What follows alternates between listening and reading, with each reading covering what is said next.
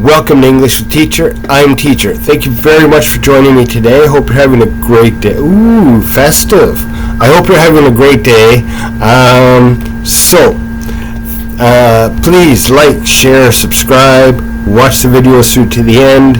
Anything you want to say, leave it in the comments down below. I finally figured out how to fix that. So today we will be doing some advanced English conversation. And we will be doing this from the Bible. We are in 1 Corinthians chapter 7, verses 12 to 19 today. And I will be doing this with my wonderful co-host. So, sir, would you please introduce yourself? Hi, teacher. Hi, everyone. I'm Phat. I'm 17 years old. I'm from Vietnam.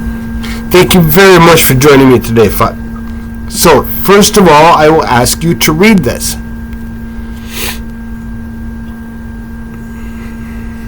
Now, I will speak to the rest of you, though I do not have a direct command from Lord. If a Christ time. Okay, watch me. Christian. Right, Christian man has a wife who is not a believer, and she is willing to continue living with him. He must not leave her. And if a Christian woman has a husband who is not a believer, and he is willing to continue living with her, he must not leave him. For the Christian wife brings holiness to her marriage, and the Christian husband brings holiness to his marriage. Otherwise, your children would not be holy, but now they are holy. But if the husband or wife who isn't a believer insists on living, right? Let them go. In such cases, the Christian husband or wife is not longer bound to the order, for God has called you to live in peace. Okay, hang on a sec. Called.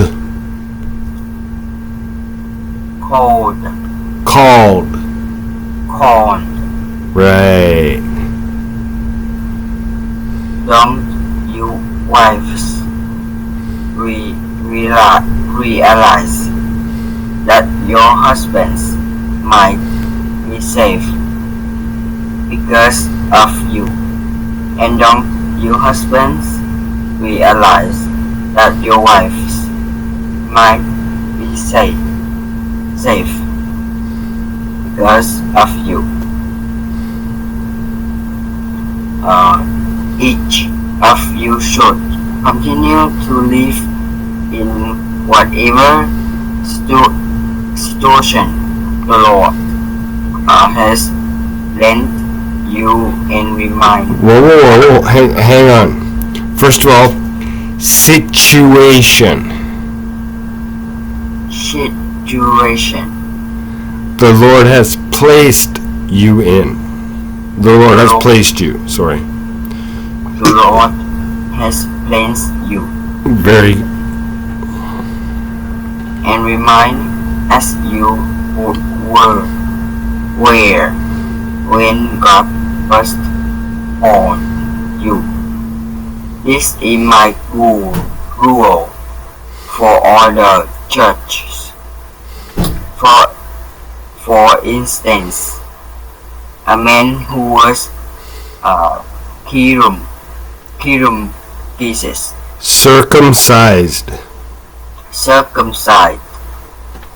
before he became a believer should not try to reverse it, and the man who was uncircumcised when he became a believer should not be circumcised now, for it makes no difference whether or not a man has been circumcised. The important thing is to keep God's commandments. Very good, very good. Okay, so let's go back and have a look at this.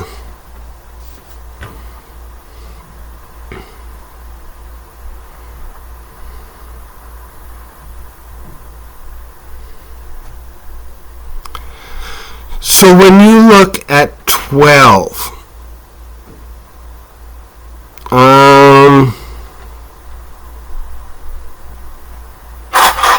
12 and 13, what do you think that means?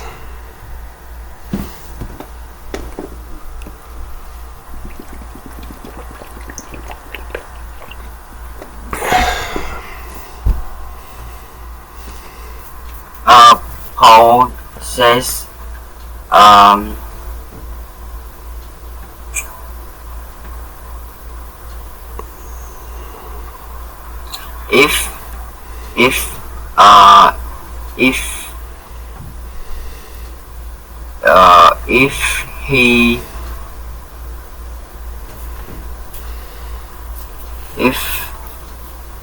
if man has a wife. Okay, so if a man has a wife. If a man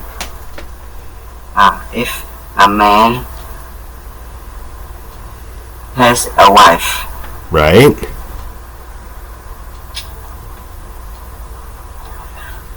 Who is not a believer. Believer God, and she is willing to. Hang on. Who does not believe in God?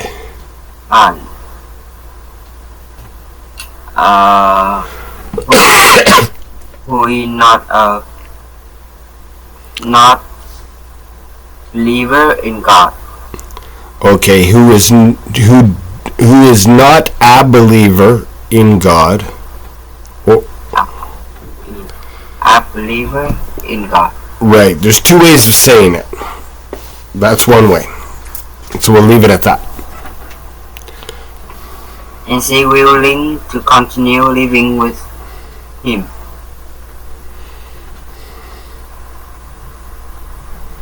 And he must not leave her.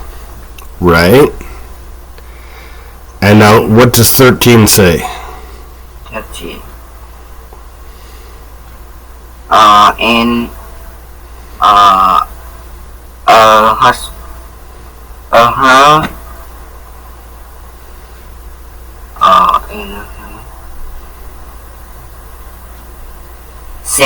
Same. Okay. You need to work on it a little bit, but and it's telling the wife the Christian wife the same thing. Okay, so a little bit more than just same. But very good, very good. I like the way you did that. That's impressive. Because you're starting to understand more and be able to put it into your own words more. That's awesome. That's a huge step forward. Okay, so that's basically what it says all the way through. Okay, so what does 15 say? 15.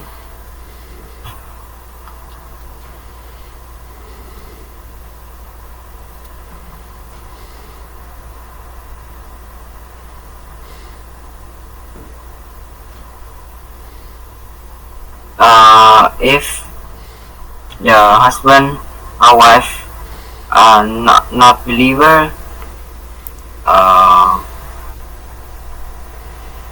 insist Right? on leaving, let them go. Right. Now the beginning of it we have to work on a little bit, right?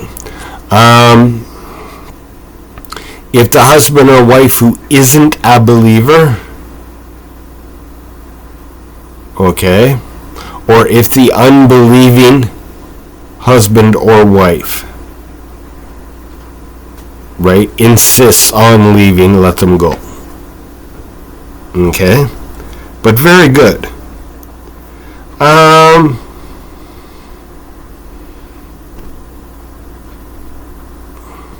And let's go on.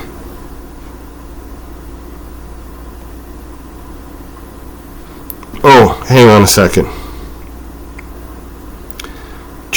And what does 16 say?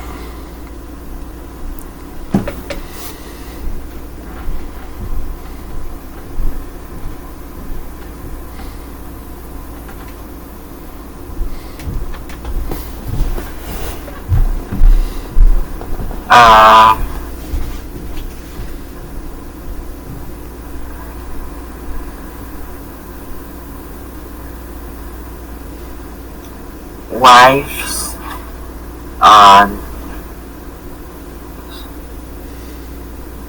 realize that your husbands might be safe. Might be safe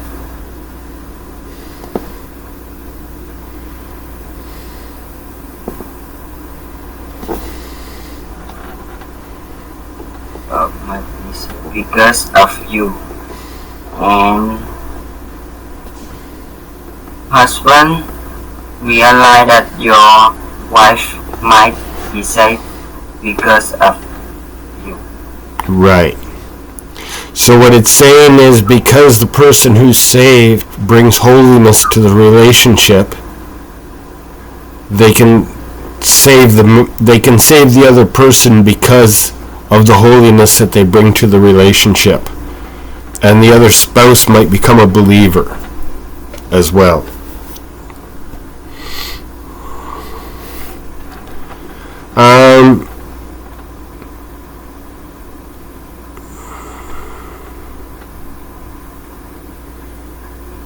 Okay, and that's the important stuff in this one.